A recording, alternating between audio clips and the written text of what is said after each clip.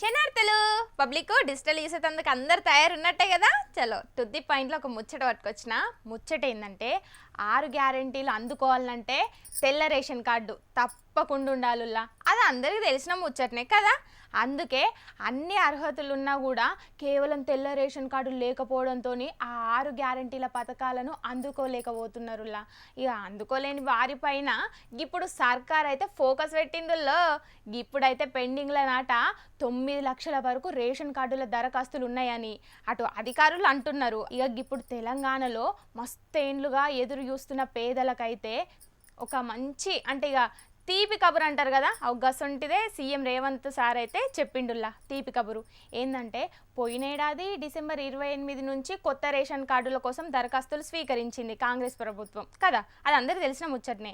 ఇక దీంతో పాటు ఇప్పటికే ఉన్న రేషన్ కార్డుల్లో మార్పులు చేర్పులు తప్పులు గిట్లా అన్నీ సరిచేయడం వంటి అంశాలకు కూడా దరఖాస్తులు స్వీకరించారు. అయితే ఒక్కో జిల్లా నుంచి మొదలు పెడితే మళ్ళీ కొత్త రేషన్ కార్డుల కోసమట ఇప్పటికే సుమారు 50,000 దరఖాస్తులు పెండింగ్లో ఉన్నాయంట.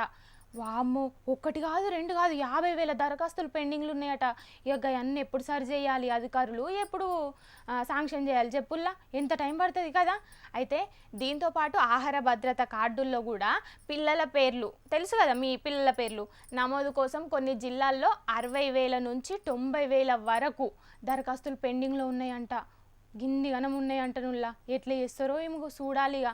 ఈ లెక్కన చూసుకుంటే దాదాపు రాష్ట్ర వ్యాప్తంగా మరో 9 లక్షల వరకు రేషన్ కార్డు దరఖాస్తులు పెండింగ్లో ఉన్నట్టు తెలుస్తుంది అని అంటున్నారు అధికారులు.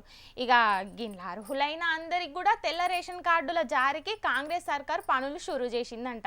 ఇక అందరికి మంచి ముచ్చట అని మీకు కూడా అర్థమైంది కదా. గిట్లుందులా ఇయాల్టి ముచ్చట.